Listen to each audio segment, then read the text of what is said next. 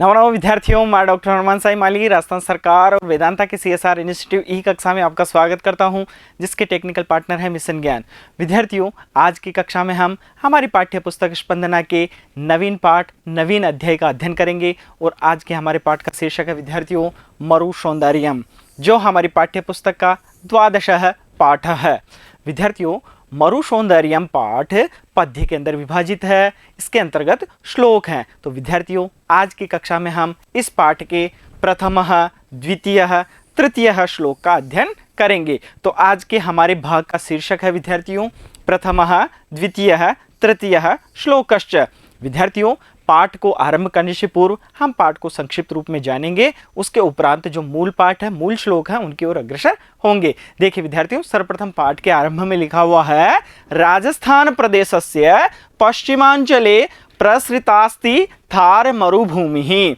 राजस्थान प्रदेश के पश्चिम अंचल में फैला हुआ है थार मरुभूमि, अर्थात थार मरुभूमि फैली हुई है। तो विद्यार्थियों, राजस्थान का जो पश्चिमी हिस्सा है वहां पर थार का रेगिस्तान फैला हुआ है।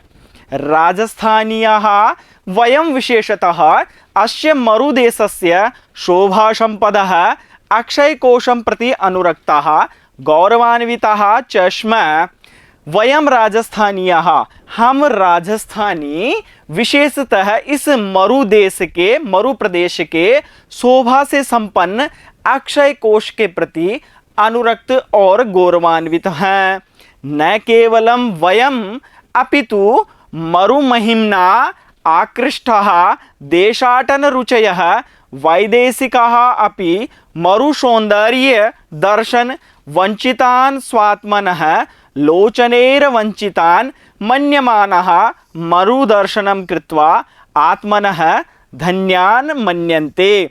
अब विद्यार्थियों, ये जो अंश है उस अंश के एक एक पद को लेते हैं और उसके भाव को समझते हैं। देखिए, न केवलम वयम अपितु, न केवल हम बल्कि मरु महिम्ना आकृष्टा, मरु की महिमा से आकृष्ट, देशाटन रुचय, विभिन्न देशों के अंदर भ्रमण करने वाले विदेशी भी। तो देशाटन रुचयः वैदेशिका अपि, देशाटन करने वाले विदेशी भी मरु सौंदर्य दर्शन वंचितान, मरु के सौंदर्य से अर्थात मरु के सौंदर्य के दर्शन से वंचित, स्वात्मनः लोचनेर वंचितान मन्यमानः, अपने आप को और स्वयं की जो आंखें हैं ऐसे दर्शन से जो लाभ प्राप्त नहीं कर सकी है, उनसे वंचित है, ऐसा मानकर मरु दर्शनम कृत्वा आत्मनः धन्यान मन्यन्ते, मरु का दर्शन करके, मरुस्थल का दर्शन करके, मरुस्थल पर भ्रमण करके अपने आप को धन्य मानते हैं। मन्यन्ते से क्या तात्पर्य विद्यार्थियों? मानते हैं। और उसके अलावा विद्यार्थियों, हमारे सम्मुख एक और पद है वंचितान। वंचितान से क्या तात्पर्य विद्यार्थियों? वंचित। तो विद्यार्थियों, जो यहां पर भी है वंचितान, उसके अलावा यहां पर भी है वंचितान, तो उसका तात्पर्य क्या है विद्यार्थियों? वंचित। यहां पर कहा गया है विद्यार्थियों कि विदेशी भी यदि अपनी आंखों से इस स्थल का भ्रमण करते हुए नहीं देखा है उन्होंने, तो वह भी अपने आप को क्या मानते हैं विद्यार्थियों? इससे वंचित मानते हैं और अपना जो आंखों से इसके दर्शन के उपरांत ही वह अपने आप को धन्य मानते हैं। इस प्रकार से इसका कथन है। चलिए विद्यार्थियों, आगे देखते हैं। राजस्थानी भाषायाः महाकवि स्वनाम धन्य पद्मश्री कन्हैयालाल शेठिया इमामेव भूमिं स्तुवन धरती धोरारी इत्यमरम गीतम रचितवान। राजस्थानी भाषा के महाकवि स्वनाम धन्य अर्थात अपने नाम से धन्य पद्मश्री कन्हैयालाल सेठिया ने इस भूमि की स्तुति, स्तुवन से क्या तात्पर्य विद्यार्थी? स्तुति करते हुए धरती धोरारी ऐसा अमर गीत की रचना की, या इस प्रकार के अमर गीत की रचना की। आधुनिकाः संस्कृत कवयोः अपि स्वकाव्येषु मरुभूमि गौरवगानं कृतवन्तः।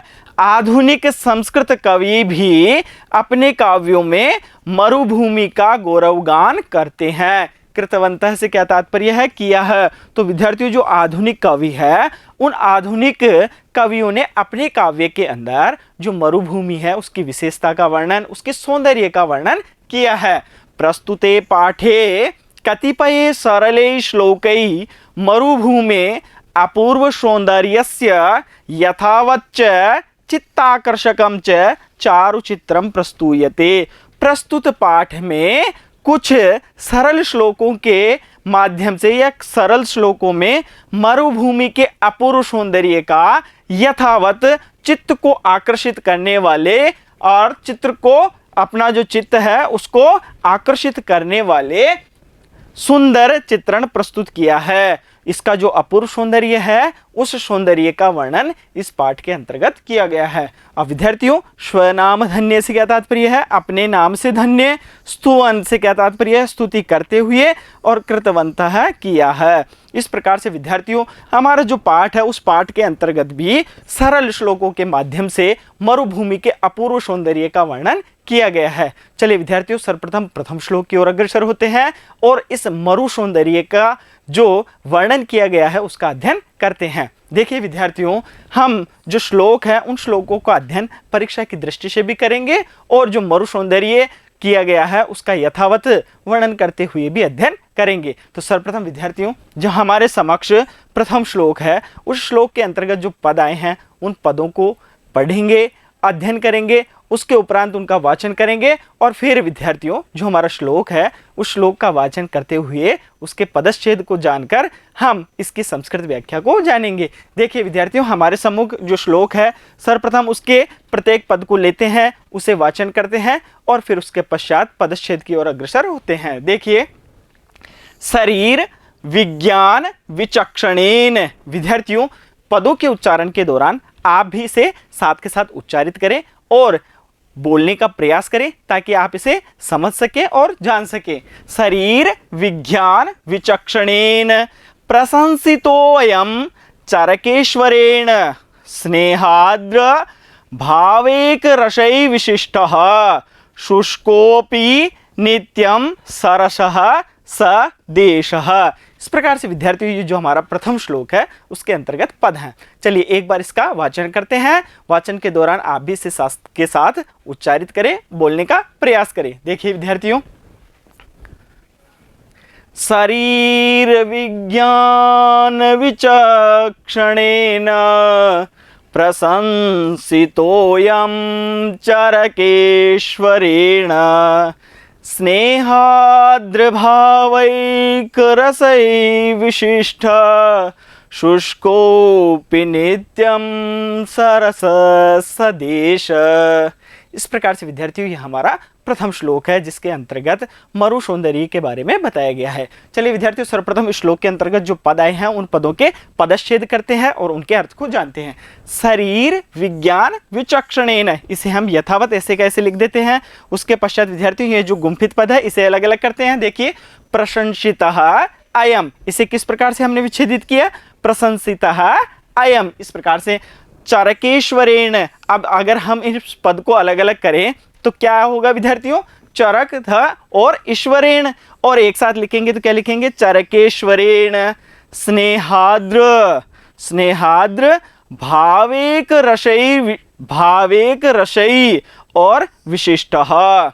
इसको विच्छेदित करते हैं। शुष्कः अपि शुष्कोपि नित्यं सरसः स देशः। इस प्रकार से विद्यार्थियों, जो हमारा श्लोक था उस श्लोक के हमने पदच्छेद किए। चलिए विद्यार्थियों, हमारे सम्मुख जो पद आए हैं उन पदों के अर्थ को जानते हैं और जो हमारा श्लोक है वह जो कथन है उसको समझने का प्रयास करते हैं। देखिए विद्यार्थियों, शरीर विज्ञान विचक्षणेन, इससे क्या तात्पर्य है? शरीर विज्ञान के विशेषज्ञ वेद्य। अब वह कौन है विद्यार्थियों? वह चरकेश्वरेण, आचार्य चरक है।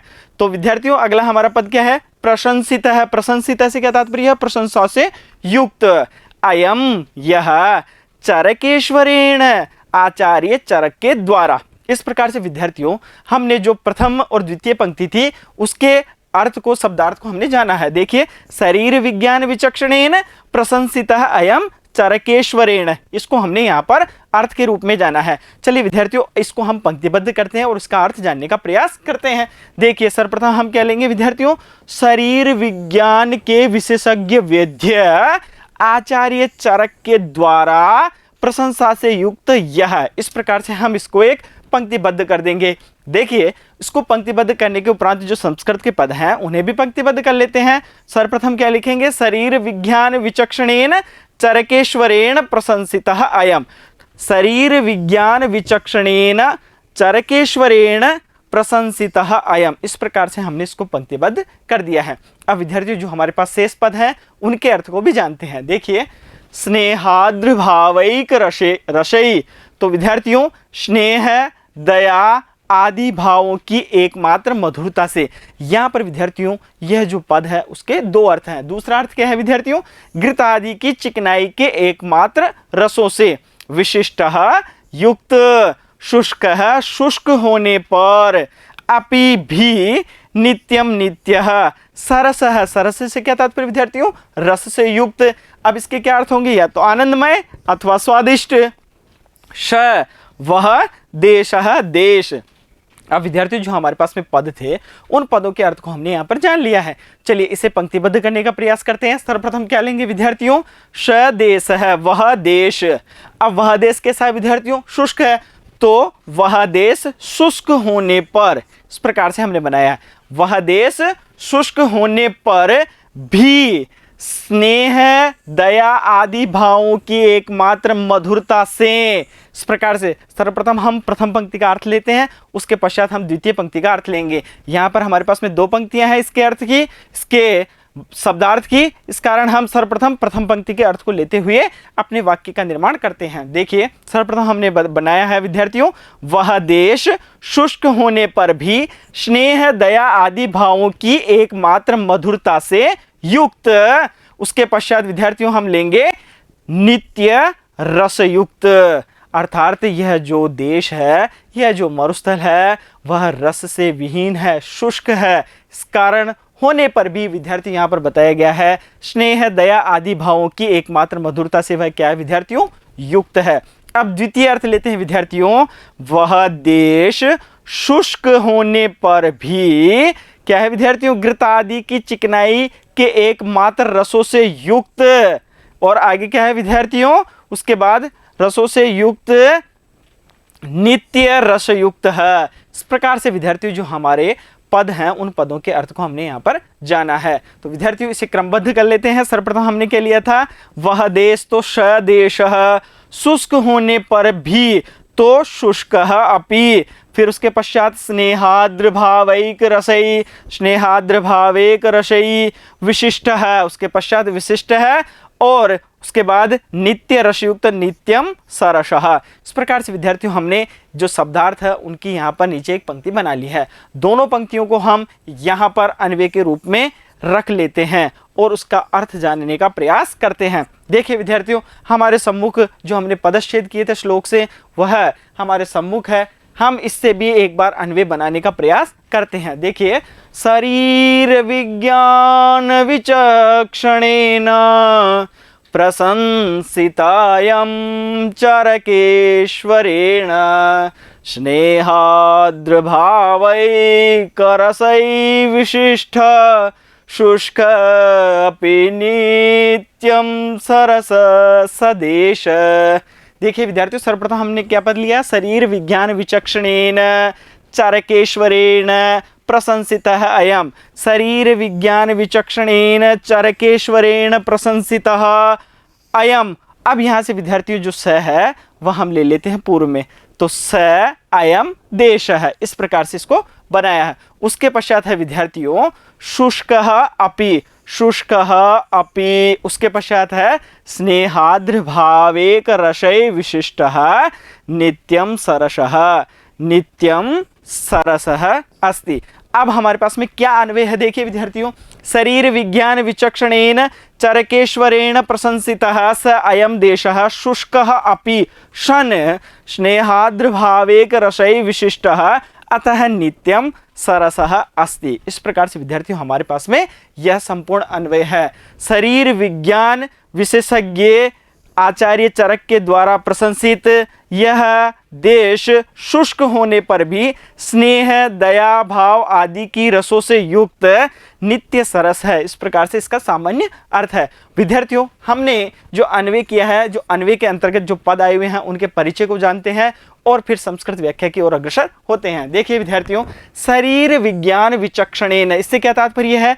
चिकित्सा शास्त्रस्य विचक्षणेन विशेषज्ञेन चिकित्सकेन, इस प्रकार से इसका भाव है। देखिए, शरीर विज्ञान के विशेषज्ञ वैद्य चरकेश्वरेण, आचार्य चरकेण, आचार्य चरक के द्वारा, स्नेहाद्र भावेक रसै विशिष्टः, स्नेहेन आद्रः भावः, केवलम तद्रसै युक्तः, और द्वितीय अर्थ क्या था? घृतादीनाम स्नेह है। इस प्रकार से तो क्या क्या अर्थ हुए इसके? प्रेम और दयादि भावों की एकमात्र मधुरता से और घृतादि की चिकनाई के एकमात्र रसों से। इस प्रकार से इसके दो दो अर्थ हैं। चलिए विद्यार्थियों, जो शेष पद है उन्हें देखते हैं। शुष्कः अपि, शुष्कः अपि से क्या तात्पर्य है? रुक्षः अपि, अर्थात सूखे होते हुए भी। सरसः रसयुक्त है, रसयुक्त है। अब इसके विद्यार्थियों दो अर्थ हैं। रसयुक्त कैसे? या तो स्वादिष्ट है, क्योंकि हमने वहां पर घृतादि की बात की है, तो कैसे होंगे? स्वादिष्टम। अब यहां पर विद्यार्थियों जो ष्ठ है इसको इस प्रकार से भी लिखते हैं, स्वादिष्टम। आनंदमय है। इस प्रकार से इसके दो दो अर्थ हमने यहां पर देखे हैं। चलिए विद्यार्थियों, हम इसके जो व्याख्या है, संस्कृत व्याख्या, उसकी ओर अग्रसर होते हैं। लेकिन विद्यार्थियों, परीक्षा की दृष्टि से हमें सर्वप्रथम इसके प्रसंग को जानना होगा। तो विद्यार्थियों, प्रसंग को जानते हैं, उसके पश्चात हम संस्कृत व्याख्या की ओर अग्रसर होते हैं। तो विद्यार्थियों, हमारे जो पाठ है उस पाठ के अंतर्गत जो संपूर्ण श्लोक हैं उन श्लोकों के अंतर्गत क्या बताया गया है? मरुसौंदर्यम। तो हम जो प्रसंग है उसमें एक रूपता रखते हुए प्रसंग को जानते हैं। देखिए, प्रस्तुत श्लोकः अस्माकं पाठ्यपुस्तकस्य स्पंदना इत्यस्य मरुसौंदर्यम इति शीर्षक पाठात् उद्धृतः। हम क्या लिखेंगे विद्यार्थियों परीक्षा की दृष्टि से? प्रस्तुत श्लोक हमारी पाठ्यपुस्तक स्पंदना इसके मरुसौंदर्यम इस शीर्षक पाठ से उद्धृत है। अस्मिन् श्लोके कविना मरु प्रदेशस्य सौंदर्यम विविध विशेषताश्च वर्णिता। इस श्लोक में कवि ने मरु प्रदेश के सौंदर्य और विभिन्न विशेषताओं का वर्णन किया है या वर्णित है। इस प्रकार से विद्यार्थियों ये हमारा प्रसंग है। चलिए विद्यार्थियों, प्रसंग जो हमारी व्याख्या आती है परीक्षा के अंतर्गत, हमने प्रसंग को वहां जाना है, अब व्याख्या को जानते हैं। देखिए विद्यार्थियों, शरीर विज्ञानस्य विशेषज्ञेन आचार्य चरकेण यस्य प्रशंसा कृता स एषः मरु प्रदेशः मरुस्थलत्वात् निर्जलः रुक्षः अपि स्नेहेन आद्रभावै केवलं तद्रसै युक्तः वर्तते, अतः एषः नित्यं रसयुक्तः आनंदमयः वर्तते। इस प्रकार से विद्यार्थियों इसका एक अर्थ होता है। द्वितीय अर्थ यदि अगर हम लें तो यहाँ से घृतादीनाम खाद्य पदार्थानाम बाहुल्येन लेते हुए हम द्वितीय अर्थ इसका निकाल सकते हैं। चलिए विद्यार्थियों, जो हमने लिखा है उसके भाव को जानते हैं और फिर आगे की ओर अग्रसर होते हैं।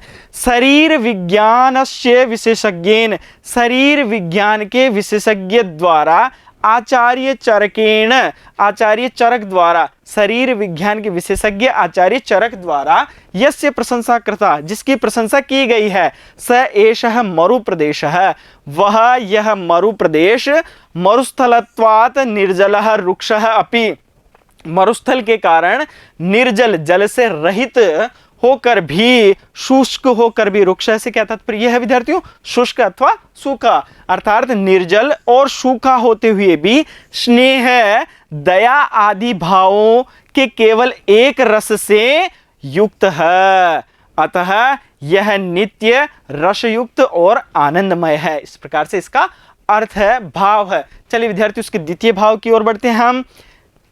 शरीर विज्ञान के विशेषज्ञ आचार्य चरक के द्वारा जिसकी प्रशंसा की गई है, वह यह मरु प्रदेश मरुस्थल के कारण निर्जल जल से रहित सूखा होने पर भी घृतादि खाद्य पदार्थों के बाहुल्यता से युक्त है, अतः यह नित्य रसयुक्त है और आनंदमय है। इस प्रकार से विद्यार्थियों, जो हमारा श्लोक है जिसके अंतर्गत मरु सौंदर्य की विशेषताएं बताई गई है, उसका अध्ययन हमने दोनों प्रकार से किया है। चलिए विद्यार्थियों, अब हमारे पास में जो इसका हिंदी अनुवाद है उसको जानते हैं। शरीर विज्ञान विशेषज्ञ आचार्य चरक द्वारा की गई प्रशंसा से युक्त यह प्रदेश शुष्क होने पर भी प्रेम और दया आदि भावों की एकमात्र मधुरताओं से युक्त है, इसलिए यह नित्य सरस है अर्थात आनंददायक है। और द्वितीय अर्थ क्या लेंगे विद्यार्थियों, यहां पर शरीर विज्ञान विशेषज्ञ आचार्य चरक द्वारा की गई प्रशंसा से युक्त यह प्रदेश शुष्क होने पर भी घी आदि खाद्य पदार्थों की अधिकता से युक्त है, इसलिए यह नित्य सरस है अर्थात आनंददायक है। इस प्रकार से विद्यार्थियों हमने इस श्लोक के भाव को और संस्कृत व्याख्या को जाना है। अब विद्यार्थियों इस श्लोक के अंतर्गत जो पद आए हैं उन पदों के परिचय को जानते हैं। देखिए विद्यार्थियों हमारे पास में सर्वप्रथम पद क्या है, अयम। अब अयम पद किस प्रकार से बना है विद्यार्थियों वह जानते हैं। सर्वप्रथम इसका अर्थ जानेंगे, फिर उसके पश्चात यह किस प्रकार से कौन सी विभक्ति का है, कौन से वचन का है वह जानेंगे। देखिए विद्यार्थियों इसका तात्पर्य क्या है अयम से, यह है। अब विद्यार्थियों इदम शब्द का पुल्लिंग और उसके प्रथम विभक्ति और एक वचन का यह रूप है अयम। उसके पश्चात देखिए विद्यार्थियों सह से क्या तात्पर्य है वह। यहां पर तद शब्द है पुल्लिंग का, उसके प्रथम विभक्ति और एक वचन का यह रूप है सह। प्रशंसित है प्रशंसा से युक्त। अब विद्यार्थियों यहाँ पर प्र उपसर्ग है और शंस धातु है और उसके अंतर्गत त प्रत्यय है। अगला पद है विद्यार्थियों चरकेश्वरेण, चरक द्वारा, चरक धन ईश्वरेण, और पूरा पद क्या बनेगा चरकेश्वरेण। यहाँ पर कौन सी संधि है विद्यार्थियों, गुण संधि। गुण संधि के अंतर्गत हमने देखा है कि यहाँ पर क्या परिस्थिति है विद्यार्थियों, अंतिम वर्ण क्या है यहाँ पर अ स्वर के रूप में, और आरंभ में क्या है विद्यार्थियों ईश्वरेण के अंतर्गत आरंभ में क्या है ई, और ऐसी परिस्थिति के अंदर गुण होता है विद्यार्थियों ए। और हमारा पद क्या बनता है विद्यार्थियों, देखिए चरकेश्वरेण मिलाने पर स्नेहाद्र क्या है प्रेम और दया, स्नेहेन आद्र, तृतीया तत्पुरुष समास। शुष्क शुष्क से क्या तात्पर्य विद्यार्थियों, शुष्क। यहाँ पर शुष है और प्रत्यय है, पद क्या बनता है शुष्क, शुष्कोपि शुष्क होने पर भी। अब विद्यार्थी इसका संधि विच्छेद करते हैं तो कैसे होगा, शुष्क धन अपि। अब इस परिस्थिति को हम देखते हैं विद्यार्थियों, यहाँ पर हम देखते हैं कि अंतिम जो वर्ण है वह क्या है विद्यार्थियों, स्वर के रूप में हमारे पास में अ है और विसर्ग है, उसके पश्चात क्या है विद्यार्थियों अ है। ऐसी परिस्थिति का हमने विभिन्न पाठों के अंदर अध्ययन किया है। तो विद्यार्थियों देखते हैं कि सर्वप्रथम यहाँ पर हम विसर्ग के स्थान पर क्या होता है, विसर्ग के स्थान पर होता है विद्यार्थियों र, और र के स्थान पर होता है विद्यार्थियों उ, और उ का गुण हो जाता है ए के साथ मिलकर, तो हमारे पास में आ जाता है विद्यार्थियों ओ, और जो ए है उसके आगे उसका अवग्रह चिन्ह लगकर वहां पर पूर्व रूप संधि हो जाती है, और हमारे पास में पूर्ण रूप से पद क्या आता है विद्यार्थियों शुष्कोपि। और यहाँ पर हम देखते हैं कि विसर्ग संधि है, उत्वम हूं और पूर्व रूपम च। इस प्रकार से विद्यार्थियों इस श्लोक के अंतर्गत जो पद आए थे उन पदों के परिचय को हमने यहाँ पर जाना है। अब विद्यार्थियों हम अगले श्लोक की ओर अग्रसर होते हैं, द्वितीय श्लोक की ओर अग्रसर होते हैं। हमारा विद्यार्थी जो द्वितीय श्लोक है, सर्वप्रथम हम उसके जो पद हैं उनको वाचन करेंगे, उनको समझेंगे, उसके पश्चात वाचन करते हुए उसका पदच्छेद करेंगे और फिर संस्कृत व्याख्या की ओर अग्रसर होंगे। देखिए विद्यार्थियों हमारा द्वितीय श्लोक क्या है विद्यार्थियों, मरुहु सुवर्णो न हि येन दृष्टः किम तेन दृष्टम कुहचित सुदृश्यम स्फुटम मरौ भान्ति सुमैरुशृंगः शिलासु कृष्णासु न ते ही मृग्यः। इस प्रकार से विद्यार्थियों जो हमारा श्लोक है उसके अंतर्गत पद हैं। अब सर्वप्रथम विद्यार्थियों हम इसका वाचन करते हैं, उसके पश्चात उसका पदच्छेद करते हुए शब्दार्थ को जानते हैं। देखिए क्या है, मरुहु सुवर्णौ न हि येन दृष्टः किम तेन दृष्टम कुहचित सुदृश्यम स्फुटम मरौ भान्ति सुमेरुशृंगा शिलासु कृष्णासु न ते हि मृग्या। इस प्रकार से विद्यार्थी ये हमारा श्लोक है। चलिए इसके पदच्छेद करते हैं। मरुहु सुवर्णो न हि येन दृष्टः, मरुहु सुवर्ण है न हि येन दृष्टः, किम तेन दृष्टम कुहचित सुदृश्यम, किम तेन दृष्टम कुहचित सुदृश्यम, स्फुटम मरौ भान्ति, स्फुटम मरौ भान्ति सुमेरुशृंगा, सुमेरुशृंगः, शिलासु कृष्णासु न तेहि मृग्या, शिलासु कृष्णासु न तेहि मृग्यः। इस प्रकार से विद्यार्थियों इसके अंतर्गत गुंफित पद न होने के कारण हमने जो हमारा श्लोक है उसके पदों को यथास्थान यहाँ पर पदच्छेद के अंतर्गत लिख दिया है। चलिए विद्यार्थियों हम इनके पदों को लेते हैं और उनके भाव को जानते हैं, उनके अर्थ को जानते हैं। सर्वप्रथम देखिए विद्यार्थियों, हमारे सम्मुख जो पद है मरुहु, तात्पर्य क्या है उसका? मरु प्रदेश या मरुस्थल। सुवर्ण, सुवर्ण से क्या तात्पर्य है? सुंदर वर्ण वाला अथवा सुरंगा। न नहीं, येन जिसने, दृष्टः देखा, किम क्या, तेन उसके द्वारा, दृष्टम देखा, कुहचित कहां पर, सुदृश्यम दर्शनीय। इस प्रकार से विद्यार्थियों हमारे जो पदच्छेद थे, पदच्छेद के अंतर्गत जो पद थे उन पदों के अर्थ को हमने यहाँ पर जाना है। चलिए विद्यार्थियों यहाँ से इसका अर्थ और भाव निकालने का प्रयास करते हैं। देखिए विद्यार्थियों सर्वप्रथम हम देखते हैं कि यहाँ पर आता है सुंदर वर्ण वाला, सुंदर वर्ण वाला मरु प्रदेश जिसने नहीं देखा। इस प्रकार से हमने जो हमारे पास यहाँ तक जो पद थे उन पदों के अर्थ को हमने क्रमबद्ध किया है। देखिए किस प्रकार से, सुंदर वर्ण वाला मरु प्रदेश जिसने नहीं देखा, इस प्रकार से हमने यहाँ पर जाना है। अब देखते हैं विद्यार्थियों आगे, आगे बात आता है उसके द्वारा, तो यहाँ पर लेंगे तेन, उसके द्वारा कहां पर, उसके द्वारा कहां पर, क्या देखा, दर्शनीय। तो इस प्रकार से लेंगे विद्यार्थियों, उसके द्वारा, उसके द्वारा कहां पर, दर्शनीय क्या देखा। इस प्रकार से हम इसको पंक्तिबद्ध करते हैं। देखिए विद्यार्थियों हमारे पास में अब संपूर्ण पंक्ति क्या आई है। हमने सर्वप्रथम लिया सुंदर वर्ण वाला मरु प्रदेश जिसने नहीं देखा, उसके द्वारा कहां पर, दर्शनीय क्या देखा। इस प्रकार से दर्शनीय कहां पर, क्या देखा। इस प्रकार से ये जो हमारा पद थे उन पदों के अंतर्गत हमने यहाँ पर अर्थ किया है। अब विद्यार्थी इसको क्रमबद्ध कर देते हैं। देखिए सर्वप्रथम हमने के लिया था सुंदर वर्ण वाला मरु प्रदेश है, तो सुवर्ण है मरुहु, जिसने नहीं देखा तो येन न दृष्ट है, येन नहीं दृष्ट है। उसके पश्चात देखिए विद्यार्थियों, तेन कुहचित सुदृश्यम किम दृष्टम, तो तेन कुहचित, तेन कुहचित सुदृश्यम किम, और उसके अंत में है विद्यार्थियों दृष्टम। इस प्रकार से विद्यार्थियों ये जो हमारे पद थे उन पदों के अंतर्गत जो अर्थ थे उन अर्थ के आधार पर हमने एक सामान्य पंक्ति बनाने का प्रयास किया है। चलिए विद्यार्थियों आगे के पदों की ओर चलते हैं। स्फुटम से क्या तात्पर्य? स्पष्ट।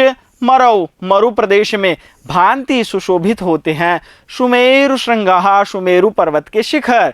शिलासु, शिलाओं में। कृष्णासु, काली। न नहीं, ते उन्हें। मृग्या, खोजना चाहिए। तो विद्यार्थियों सुमेरु पर्वत के शिखर मरु प्रदेश में स्पष्ट सुशोभित होते हैं। इस प्रकार से इसका सीधा सीधा अर्थ हम यहाँ पर लगा सकते हैं। तो इसे पंक्तिबद्ध कर लेते हैं। सुमेरु श्रृंगाः मरौ स्फुटम भांति, सुमेरु श्रृंगाः मरौ स्फुटम भांति। और आगे देखते हैं विद्यार्थियों, उन्हें, तो ते उन्हें काली शिलाओं में खोजना नहीं चाहिए। इस प्रकार से तो कृष्णासु शिलासु ते नहीं मृग्या। इस प्रकार से हम विद्यार्थी यहाँ पर एक पंक्ति का निर्माण कर लेते हैं। अब विद्यार्थी यहाँ पर पिछली पंक्ति के अंतर्गत और इस पंक्ति के अंतर्गत हमने जो हमारे पदच्छेद थे, पदच्छेद के अंतर्गत जो ही था यहाँ पर भी और यहाँ पर भी, इन्हें हमने यहाँ पर व्यवस्थित किया है और अगली पंक्ति के अंतर्गत हमने यहाँ पर व्यवस्थित कर दिया है। अब विद्यार्थियों जो हमने पंक्तिबद्ध किया है जिन पदों को, उन पदों को हम अन्वय के रूप में यहाँ पर स्थापित कर देते हैं। अब विद्यार्थियों हमारे सम्मुख जो हमारा श्लोक है पदच्छेद के रूप में हमने जहाँ किया था उस पदच्छेद को हमने यहाँ पर रखा है और उसके नीचे अन्वय को रखा है। अब विद्यार्थियों श्लोक के माध्यम से जो हमने पदच्छेद किया था उसके माध्यम से हम यहाँ पर अन्वय निकालने का प्रयास पुनः करते हैं। देखिए हमारे पास में श्लोक क्या है विद्यार्थियों, मरु सुवर्ण नहीं दृष्टः किम ते न दृष्टम कुहचित सुदृश्यम स्फुटम मरौ भान्ति सुमेरुशृंगा शिलासु कृष्णासु न ते हि मृग्या। अब विद्यार्थियों सर्वप्रथम हमने क्या लिया था, सुवर्ण है मरु येन न ही दृष्ट है, इस प्रकार से सुवर्ण है मरु येन न ही दृष्ट है। उसके पश्चात तेन कुहचित सुदृश्यम और किम दृष्टम, सुदृश्यम किम दृष्टम, इस प्रकार से। उसके बाद हमने लिया विद्यार्थियों ये सुमेरु श्रृंगा मरो स्फुटम भांति, तो सुमेरु श्रृंगा मरो स्फुटम भांति, इस प्रकार से। और अंत में कृष्णासु शिलासु ते नहि मृग्या, कृष्णासु शिलासु ते न ही मृग्या। इस प्रकार से विद्यार्थियों जो पदच्छेद हैं, जो श्लोक हैं, उनके आधार पर भी हमने यहाँ पर अन्वय करने का प्रयास किया है। अब विद्यार्थियों अन्वय के अंतर्गत जो पद आए हैं उनके परिचय को जानते हैं, उनके अर्थ को जानते हैं। देखिए सर्वप्रथम सुवर्ण, सुवर्ण से क्या तात्पर्य विद्यार्थियों, स्वर्ण रूप है, सुंदर वर्ण युक्त है, सुंदर रंग वाला, सुरंगा या रंगीला। मरुहु, मरु से क्या तात्पर्य विद्यार्थियों, मरु प्रदेश है या सुमेरु पर्वत, रेगिस्तान सुमेरु पर्वत। दृष्ट, दृष्ट से क्या तात्पर्य विद्यार्थियों, अवलोकित है, देखा गया। कुहचित, कुत्रचित कहीं पर, सुदृश्यम दर्शनीय सुंदर दृश्य, मरौ मरु प्रदेशे रेगिस्तान में, और स्फुटम स्पष्ट साफ साफ। इस प्रकार से विद्यार्थियों जो बचे हुए पद हैं उन्हें भी देखते हैं। भांति, शोभन्ते शोभा देते हैं, चमकते हैं। सुमेरु श्रृंगः, सुमेरु पर्वतस्य शिखराणि, जो सुमेरु पर्वत है विद्यार्थियों उनके शिखर, सुमेरु पर्वत की चोटियां। कृष्णासु श्यामासु काली, मृग्या अन्वेषणीयः, खोजने या ढूंढने योग्य। इस प्रकार से विद्यार्थी जो हमारे सम्मुख अन्वय था, उस अन्वय के अंतर्गत जो पद थे उन पदों के परिचय को हमने यहाँ पर जाना है, उन पदों के अर्थ को हमने यहाँ पर जाना है। अब विद्यार्थियों इसके आधार पर हम संस्कृत व्याख्या की ओर अग्रसर होते हैं। देखिए विद्यार्थियों इसकी व्याख्या क्या होगी।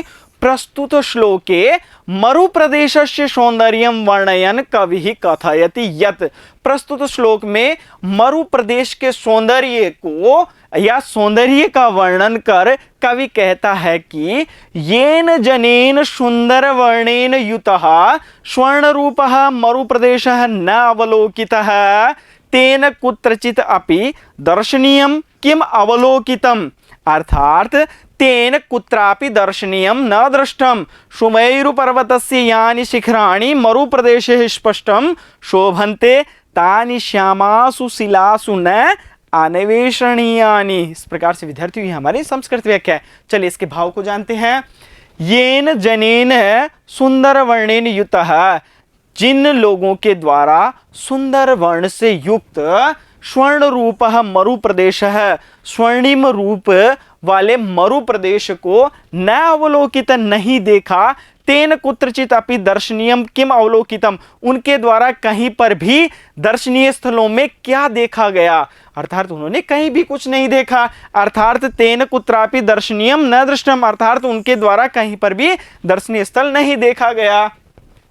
सुमेरु पर्वतस्य यानि शिखराणि मरु प्रदेशे स्पष्टम शोभन्ते, सुमेरु पर्वत के समान जो शिखर मरु प्रदेश में स्पष्ट सुशोभित होते हैं उन्हें काली शिलाओं के अंतर्गत नहीं खोजना चाहिए। तानि श्यामासु शिलासु न अन्वेषणीयानि, अर्थात उन्हें काली शिलाओं के अंतर्गत नहीं खोजना चाहिए। विद्यार्थी यहाँ पर स्पष्ट रूप से बताया गया है मरु प्रदेश के अंतर्गत जो ऊंचे ऊंचे टीले हैं उन टीलों की जो आभा है स्वर्णिम रूप से हमें दिखाई देती है, और इसी कारण से विद्यार्थियों वहां पर उन्होंने बताया कि इस प्रकार के जो शिखर हैं, सुमेरु पर्वत के जो शिखर हैं, उन शिखरों को मरु प्रदेश के अंतर्गत देखा जा सकता है, उन्हें काली शिलाओं के अंतर्गत हमें नहीं खोजना चाहिए। इस प्रकार से श्लोक के अंतर्गत बताया गया है। अब विद्यार्थियों इस श्लोक के अंतर्गत जो पद आए हैं उन पदों के परिचय को जानने से पूर्व हम इसके भाव को हिंदी के रूप में जानते हैं। तो विद्यार्थियों हम जानेंगे इसका हिंदी अनुवाद। देखिए विद्यार्थियों, जिसने सुंदर वर्ण वाला मरु प्रदेश नहीं देखा उसके द्वारा कहां पर क्या दर्शनीय स्थल देखा गया, अर्थात कहीं पर भी दर्शनीय स्थल नहीं देखा गया। जो सुमेरु पर्वत के शिखर मरु प्रदेश में स्पष्ट सुशोभित होते हैं उन्हें काली शिलाओं में नहीं खोजना चाहिए। इस प्रकार से विद्यार्थियों इस श्लोक के अंतर्गत मरु प्रदेश का जो सौंदर्य है उसका वर्णन किया गया है। अब विद्यार्थियों जो हमारा श्लोक है उसके अंतर्गत जो पद आए हैं उन पदों के परिचय को जानते हैं। देखिए विद्यार्थी सर्वप्रथम हमारे पास में पद है येन। येन से क्या तात्पर्य है? जिसने। अब यहाँ पर मूल शब्द क्या है विद्यार्थियों? यद, और पुल्लिंग का उसकी तृतीय विभक्ति और एकवचन में क्या रूप बनता है? येन। रूप किस प्रकार से चलते हैं इसके? यह, यौ, ये, यम, यौ, यान, येन। इस प्रकार से विद्यार्थियों तृतीय विभक्ति एकवचन में क्या रूप बनता है? येन। तेन, उसने। तद शब्द है विद्यार्थियों पुल्लिंग तृतीय विभक्ति और एक वचन। शिलासु, शिलाओं में। शिला शब्द है विद्यार्थियों स्त्रीलिंग का, उसके सप्तमी विभक्ति और बहुवचन में क्या रूप बनता है? शिलासु ते वे। तद शब्द पुल्लिंग प्रथमा विभक्ति और बहुवचन। सुवर्ण है, सुंदर वर्ण वाला। सुष्ठु वर्ण है। समास कौन सा है? कर्मधारय समास। सुमेरु श्रृंगः, सुमेरु पर्वत के शिखर। सुमेरोः श्रृंगः षष्ठी तत्पुरुष समास है। और यहाँ पर मृग्या खोजना चाहिए। मृग और यत प्रत्यय होने के बाद रूप बनता है विद्यार्थियों मृग्या। इस प्रकार से विद्यार्थियों हमने श्लोक के अर्थ, भावार्थ और पदों को जाना है। अब विद्यार्थियों हम आगे के श्लोक की ओर अग्रसर होते हैं। अब विद्यार्थियों सर्वप्रथम जो हमारे सम्मुख श्लोक है उस श्लोक के पदों को जानते हैं, उसके पश्चात उसका वाचन करते हैं। देखिए, रम्य क्वचित शैकत वप्रशानौ सुकोमले भास्वती हेमवर्णे प्रातः प्रदोषे च सुखम स्थितानाम केशां न चेतांसी विकासवंती। इस प्रकार से विद्यार्थियों जो हमारे सम्मुख श्लोक है उस श्लोक के अंतर्गत किसी प्रकार का गुंफित पद यहाँ पर नहीं है। चलिए इसे यथास्थिति अथवा जहाँ पर हमें प्राप्त होता है उसे विच्छेदित करते हैं। रम्य क्वचित सेकत वप्रशानौ, रम्य क्वचित सेकत वप्रशानौ सुकोमले भास्वती हेमवर्णे, सुकोमले भास्वती हेमवर्णे प्रातः प्रदोषे च सुखम स्थितानां, प्रातः प्रदोषे च सुखम स्थितानां केशां न चेतांसी, केशां न चेतांसी विकासवंती, विकासवंती। इस प्रकार से विद्यार्थियों हमारा जो श्लोक है उस श्लोक के पद हैं और पदच्छेद हैं। अब विद्यार्थियों हम इसका एक बार वाचन कर लेते हैं, उसके उपरांत जो हमारे सम्मुख पद दिए हुए हैं उन पदों के अर्थ को जानते हैं। देखिए, रम्ये क्वचित शैकत वप्रशानौ सुकोमले भास्वती हेमवर्णे प्रातः प्रदोषे च सुखम स्थितानां केशां न चेतांसी विकासवंती। इस प्रकार से विद्यार्थी हमारा श्लोक है। चलिए विद्यार्थियों पदच्छेद के अंतर्गत हमने पद ले लिए हैं, अब हम इन पदों के अर्थ को जानते हैं। देखिए, प्रथम जो दो पंक्ति है यहाँ पर उनके अर्थ को जानते हैं, उसके पश्चात जो शेष दो पंक्ति है उनके अर्थ को हम आगे जानते हैं। देखिए, रम्य क्वचित शैकत वप्रशानौ सुकोमले भास्वती और हेमवर्णे। रम्य से क्या तात्पर्य विद्यार्थियों? रम्य से तात्पर्य है रमणीय, अर्थात हमें मन को अच्छा लगे इस प्रकार का रमणीय। क्वचित कहीं पर, शैकत वप्रशानौ मिट्टी के टीलों पर, सुकोमले कोमल, भास्वती कांतिमान, हेमवर्णे स्वर्णिम। इस प्रकार से विद्यार्थियों इनका अर्थ है। चलिए इसे पंक्तिबद्ध करते हैं। देखिए, सर्वप्रथम हम लेंगे विद्यार्थियों क्वचित। क्वचित से क्या तात्पर्य? कहीं पर। तो कहीं पर रमणीय मिट्टी के टीलों पर, कोमल कांतिमान स्वर्णिम। इस प्रकार से तो विद्यार्थियों सही क्रम से जमा लेते हैं इसको। रमणीय कहीं पर, कोमल कांतिमान स्वर्णिम मिट्टी के टीलों पर। इस प्रकार से इसका सही क्रम व्यवस्थित हो जाता है। चलिए इसके जो पद हैं संस्कृत के उन्हें भी क्रमबद्ध करते हैं। सर्वप्रथम लेते हैं कहीं पर, तो क्वचित, रमणीय, रम्य, उसके पश्चात विद्यार्थियों कोमल, कांतिमान और स्वर्णिम। तो सुकोमले, भास्वती और हेमवर्णे, उसके पश्चात मिट्टी के टीलों पर। तो क्या लिखेंगे? सेकत वप्रशानौ। इस प्रकार से विद्यार्थियों हमने इसको क्रमबद्ध कर दिया है। शेष पदों को लेते हैं और उनके अर्थ को जानते हैं। प्रातः, प्रातः से क्या तात्पर्य विद्यार्थियों? सुबह। प्रदोषे च और रात में, सुखम सुख पूर्वक, स्थितानाम बैठे हुओं का, केशाम किसका, न नहीं चेतांसी चित्त या मन विकासवंती प्रफुल्लित होता है। इस प्रकार से जो हमारे पद हैं उनका अर्थ है। देखिए विद्यार्थियों, इन्हें क्रमबद्ध करते हैं। क्रमबद्ध इस प्रकार से होगा, सुबह और रात में सुखपूर्वक बैठे हुओं का, तो प्रातः प्रदोषे च सुखम स्थितानाम। इस प्रकार से किसका चित्त अथवा मन प्रफुल्लित नहीं होता है, तो केसाम चेतांसी विकासवंती न को हम अंत में ले लेते हैं। तो क्या अर्थ हुआ विद्यार्थियों, सुबह और रात में सुखपूर्वक बैठे हुओं का किसका चित्त अथवा मन प्रफुल्लित नहीं होता है। तात्पर्य है सभी का होता है। चलिए विद्यार्थियों, जो हमारे पद आए हैं उन पदों के अर्थ को जानकर हम जो हमने क्रमबद्ध किया है उसे अन्वय के रूप में यहाँ पर ले लेते हैं। देखिए दोनों पंक्तियां हमने ले ली है। सर्वप्रथम क्वचित रम्य सुकोमले भास्वती हेम वर्णे सेकत वप्रशानो, यह हमने लिया है। क्वचित रम्य सुकोमले भास्वती हेम वर्णे सेकत वप्रशानो। उसके पश्चात देखिए विद्यार्थियों, हमारे पास में क्या है, प्रातः प्रदोषे च सुखम स्थितानाम केसाम चेतांसी विकासवंती न। तो उसके पश्चात प्रातः प्रदोषे च सुखम स्थितानाम केसाम चेतांसी विकासवंती न। इस प्रकार से जो हमारे सम्मुख हमने जो पंक्तियां बनाई थी उन पंक्तियों को हमने यहाँ पर अन्वय के रूप में स्थापित कर दिया है। अब विद्यार्थियों, हमारे सम्मुख श्लोक, हम इस श्लोक से भी अन्वय निकालने का प्रयास करते हैं। देखिए श्लोक क्या है हमारे सम्मुख, रम्ये क्वचित से कतव प्रशानो शुकोमले भास्वती हेम वर्णे प्रातः प्रदोषे च सुखम स्थितानाम केशाम न चैतांसी विकासवंती। इस प्रकार से विद्यार्थी हमारा श्लोक है। चलिए सर्वप्रथम यहाँ से लेते हैं विद्यार्थियों हम क्वचित, उसके पश्चात रम्य सुकोमले भास्वती हेमवर्णे और अंत में सेकत वप्रशानो। क्वचित रम्य सुकोमले भास्वती हेमवर्णे और शेकत वप्रशानो। उसके पश्चात विद्यार्थी प्रातः प्रदोषे च सुखम स्थितानाम, सुखम प्रातः प्रदोषे च सुखम स्थितानाम। उसके बाद केशाम चेतांसी न विकासवंती न अंत में लेंगे, तो केशाम चेतांसी विकासवंती न को हमने अंत में रख लिया है। चलिए विद्यार्थियों, हमारे सम्मुख अन्वय आ गया है। अन्वय के अंतर्गत जो पद आए हैं उन्हें हम पुनः जानते हैं। उसके पश्चात आगे की ओर बढ़ते हैं। क्वचित से क्या तात्पर्य है, कुत्रचित, कहीं पर, रम्य रमणीय या सुंदर, सुकोमले मृदो कोमल में, भास्वती द्युतिमाने ज्योतिर्मये चमकते हुए, हेमवर्णे स्वर्णिमे या सुनहरे, सेकत वप्रशानो बालू का स्तूप, बालू के टीले। इस प्रकार से विद्यार्थियों जो हमारे कठिन पद हैं उनके अर्थ हैं। चलिए शेष बचे हुए पदों को भी जानते हैं।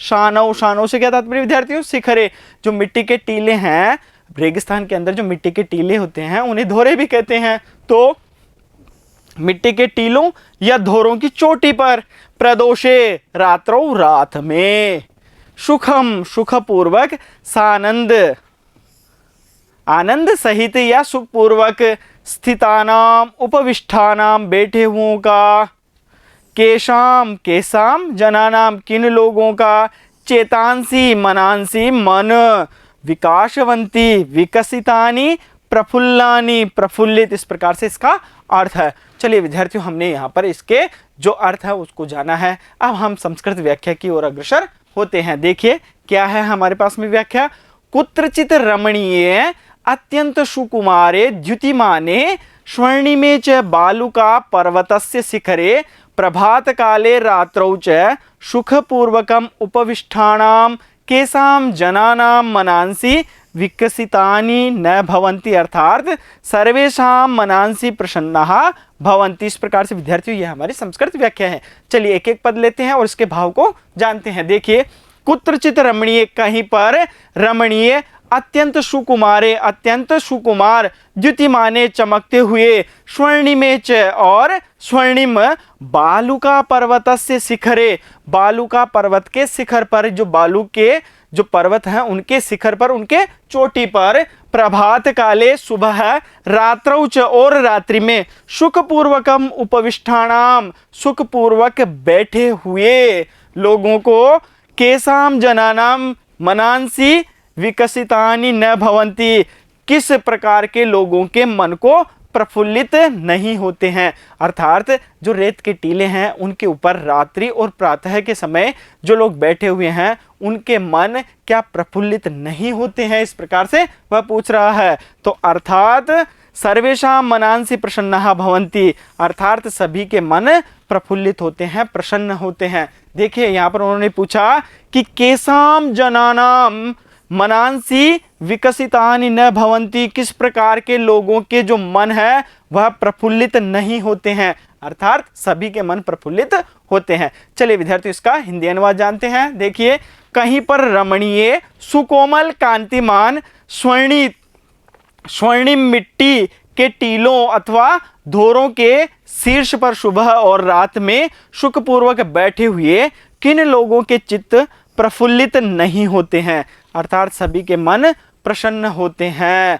तो विद्यार्थियों, कहीं पर रमणीय, सुकोमल, कांतिमान और स्वर्णिम मिट्टी के टीले, इसको सही कर लेते हैं, स्वर्णिम मिट्टी के टीलों अथवा धोरों के शीर्ष पर सुबह और रात में सुखपूर्वक बैठे हुए किन लोगों के चित्त प्रफुल्लित नहीं होते हैं, अर्थात सभी लोगों के जो चित्त हैं वह प्रफुल्लित होते हैं। विद्यार्थी, यहाँ इस श्लोक के अंतर्गत बताया जा रहा है कि रात्रि काल और जो प्रातः काल का समय होता है उस समय उन रेत के टीलों पर जो बैठे हुए व्यक्ति हैं तो उनके मन प्रफुल्लित होते हैं, इस प्रकार से श्लोक के अंतर्गत बताया गया है। चलिए विद्यार्थियों, श्लोक के अंतर्गत जो पद आए हैं उन पदों के परिचय को जानते हैं। देखिए, सर्वप्रथम हमारे पास में पद है विद्यार्थियों केशाम। केशाम से क्या तात्पर्य है, किसका। अब यह पद किस प्रकार से बना है विद्यार्थियों, यह पद बना है किम जो शब्द है उसकी पुल्लिंग षष्ठी विभक्ति षष्ठी विभक्ति बहुवचन में यह रूप बना है और यह पद है विद्यार्थियों केशाम। उसी प्रकार से विद्यार्थियों रम्य, इसको सही कर लेते हैं, रम्य तात्पर्य क्या है, रमणीय। यहाँ पर रम है, उसके पश्चात विद्यार्थियों यत प्रत्यय है। हेमवर्णे स्वर्णमय हेमनः वर्णे। अब यहाँ पर विद्यार्थियों षष्ठी तत्पुरुष समास है। इसी प्रकार से विद्यार्थियों शेकत वप्रः, मिट्टी के टीलों, सेकतस्य वप्रः षष्ठी तत्पुरुष समासः। सैकत यहाँ पर मिट्टी है और सिकता प्लस अण, इस प्रकार से यह पद बना है और हमारे पास में पद क्या है विद्यार्थियों, शेकत। इस प्रकार से विद्यार्थियों इस पाठ के अंतर्गत जो पद आए हैं उन पदों के परिचय को हमने जाना है। अब विद्यार्थियों पाठ के अंतर्गत जो शेष श्लोक हैं, शेष पद्य हैं, उनको जानने के लिए मिलते हैं हम अगले वीडियो में। तब तक के लिए धन्यवाद।